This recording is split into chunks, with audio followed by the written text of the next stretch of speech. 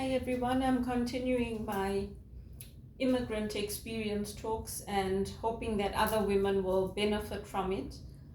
And so, as usual, my Facebook account gets shut down for my posts. Whatever I post is general information. It can be something that 10,000 other people have posted, but mine will get tagged, mine will get shut down. The same way when I went to the Elvis Presley movie, and I had photos and I had taken some clips at home because I have the Elvis movie. Mine got tagged for copyright. So I'm like, what the hell? There's a million other people posting Elvis's records, movies, whatever, and they're not being flagged, only me. So obviously the police have it out for me. And it's disgusting. It really is. They must have people working on my case like 24 hours a day, 7 days a week, saying, oh, how can we catch Belinda? Let's find something that she's doing wrong. So I sent it to Baz Luhrmann. And I said, this is what they're doing. You told us we could take photos in the cinema. You told us we could take videos, post them, post for Elvis, put Elvis up there, rave. And this is what they're doing. I'm sick of it. The same thing happens on the calls. Oh, they changed her. Eddie didn't mean it that way. Today I called to pay my insurance. Again, Eddie didn't mean it that way. These people don't even know me. Do they have no lives? Do they have no lives that they have nothing else to do but focus on me? Meanwhile, I'm in a minimum wage job. I'm not getting increases. I'm not getting promotions. I'm not getting opportunities to relocate, to travel, and they're still making my life a tragedy instead of leaving me alone and getting on with their own lives. But like they say, God moves in mysterious ways. When I was telling everyone this great reset is a load of bollocks and Pope Francis shouldn't support it, oh no, it's a good thing, it's a good thing. How many of us are skipping meals, including me? How many of us are having a cup of tea in the morning and a cup of tea at lunchtime and having one meal? Many of us are doing it. How many of us are keeping at least some tinned food, some packets of soup, because things are so hard that at least we can have a cup of soup before we go to sleep? Many of us are doing it, not just me. And quite frankly, people are sick of it. I mean, in Canada, we had an MP taken out of the NDP because she supports a two-party state. The Catholic Church has been supporting a two-party state in Israel and Palestine for years. This young woman got stripped, taken out from the Canadian government role she had. The church has been supporting a two-party state for years, not from now. From time immemorial, they've been saying no more war, no more war. Have a two-party state while killing each other. But it's still carrying on. And in Canada, things are not getting any better. The global elite are getting richer for now, but when everything starts tanking and everything starts falling, there are 10 cities in Toronto. Most of us, our rents are going up, our electricity is going up, food is going up. We can't afford to pay our bills. We can't afford to live. For me, I'm living off my overdraft. I sold my place. I used that money to invest in my education and to move into the place I live now. It doesn't last forever. I thought, okay, a year or two on minimum wage and then I'll get a break. I'll get an opportunity to move into something else. It didn't happen. Even when I didn't do anything wrong, I got a 6-month probation put in place. By who? By the client. And if you do this again, we'll remove you from the job. So it doesn't matter whether I'm right or wrong. I just have to follow the policy. I mean, we're going back to an age where women can't be women, where we can't be proud of being women. We can't have our long hair, wear our mini skirts. We can't be proud of being women. We have to shut up and do our jobs and stop talking. Since when? You look at what has happened to my mother's face. You look at what happened when she came here. She was beautiful. She's still beautiful, but you look at how she pulled down because of how people treated us. Oh, this is our family, and that's you. You do what you want. It's very different here to Africa. So in the end, I'm like, bugger it. Fine, I'll sit at home at Christmas time. At least I don't have to hear, this is our family, and this is your family. Not even one Christmas they can make a sacrifice to say, okay, you know what, this year, let's all spend this Christmas with Belinda. No, the plans are always made and I'm left out. I'm like, forget it. I can stay at home, I can go to church, I can go for a walk, I can enjoy my own company, I can watch a nice movie and relax, because that's the culture here. And as things progress, as things become worse and worse and worse, watch what's going to happen. All these millionaires making all these policies and putting them in place for this great reset, where, oh, you will rent and you will be happy. I'm not happy. Oh, we'll give you handouts. No one wants a socialist state. No one wants a welfare state. We left communist countries to come to other countries so that we didn't have to live under authoritarian rules, so that we didn't have to have states cutting us down, saying what we could talk about, what we couldn't on social media.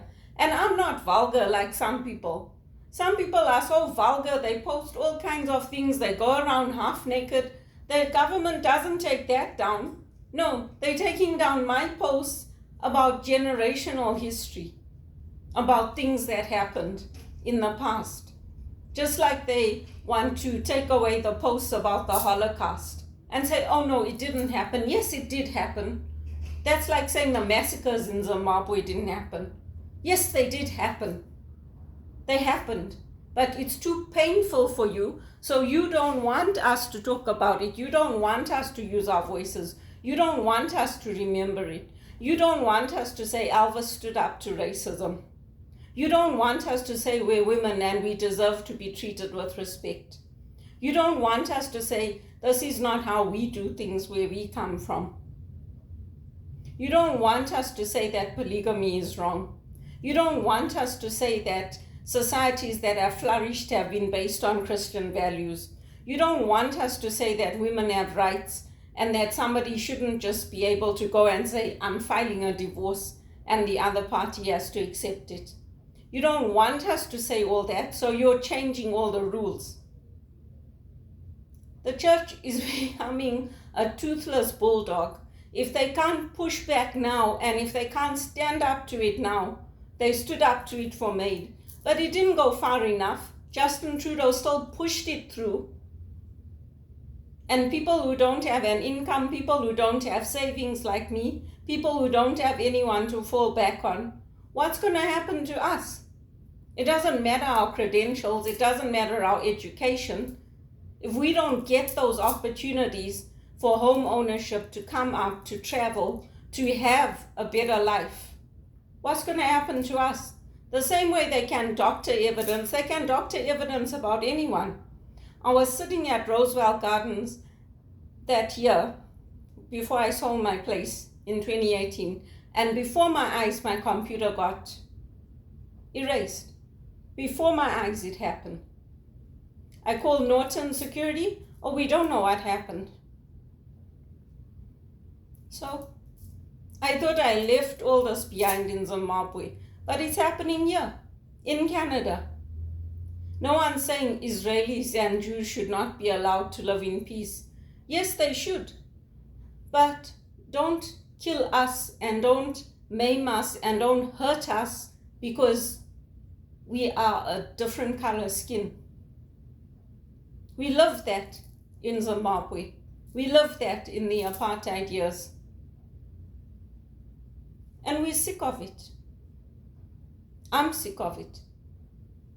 I'm sick of hearing, oh, Eddie likes her. Oh, they changed her. I'm sick of it. No one changes me. If I change by myself. I choose to change. Nobody changed me. And all these calls that are going on that I'm hearing, oh, Eddie liked her, oh, Eddie likes her, who cares? I certainly didn't like him, so what's that got to do with it? And he's a lot younger than me. So what if he liked me? Am I going to go party with him? Or am I going to go somewhere with him? I'm not. And I'm tired of it. I also want my freedom. I also want to travel. I also want to come up. I also want to earn salaries of 70,000, 80,000, 100,000. I also want that for myself. I didn't go to school to study to land up being dirt poor, to land up living off my overdraft, to land up being left behind every time family plans are made. I don't like it. I don't like hearing, oh, you leave her there and you people come. Do they have no love for me? No consideration for me? I'm also a child of God. I'm also created beautiful and in God's image. And I deserve better. And so does every other visible minority. Or every other person that's come here from Zimbabwe, from South Africa, regardless of the color of our skin. We deserve better. We're sick of it. Oh, she's so formal on the phone. Yeah, I'm formal, because otherwise I'd tell you off. I'd rather be formal or keep quiet rather than tell you off, because I'll lose my job. Even though I should be telling you off, I just keep quiet. We're all sick of it. We're sick of being treated like second-class citizens. When Justin Trudeau came in, we thought, oh, things are going to change. Nothing changed. In fact, it became worse. And it's getting worse and worse. We don't want to live in a subsidized state. We don't want handouts. We want better wages. We want better opportunities. We want better in life. And we don't want our calls being tapped. We don't want to be followed. We don't want our mail opened. We don't want all that. That's not why we left communist countries to come here. And Zimbabwe is coming up. It's one of the fastest growing economies in the world. It's good. I hope they keep it up.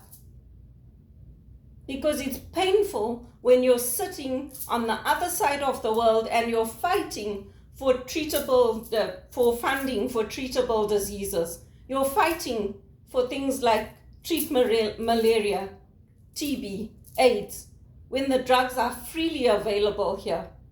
It's frustrating. So I, for one, am happy that Zimbabwe is coming up. Very happy.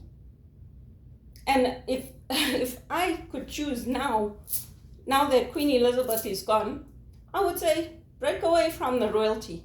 We don't need them. What are they doing for us? Nothing.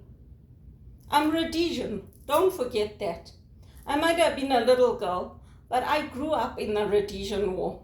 And I'm Rhodesian. I have no allegiance to the crown. Nothing. I loved London. I enjoyed my time there. I like going out to the pub. I like getting together with friends. That's where it ends. I'm Rhodesian. I stood for UDI. I saluted the Rhodesian flag. I played with my black friends, my colored friends, my Indian friends. I invited everybody over.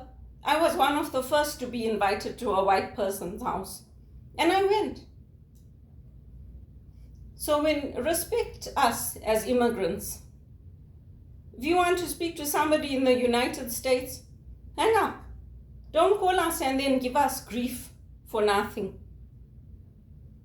It's time that things changed for people like me, people who have given and given and given and gotten no money in return, no rewards in return, no pension in return, no benefits in return. What is it going to take to get a break? And for people to stop saying, Eddie likes her. Who cares? Not me. I hate it and I find it frustrating. And frankly, whoever set up those calls and made my sister listen to them, I hope they get reported. I hope if it's the military, the police, whoever did it, I hope they all get caught. Because I'm not going to jail. I didn't do anything wrong. And I'm sick of it. And everybody's sick of Christine. Everyone. I'm glad Credit Suisse failed because they're corrupt.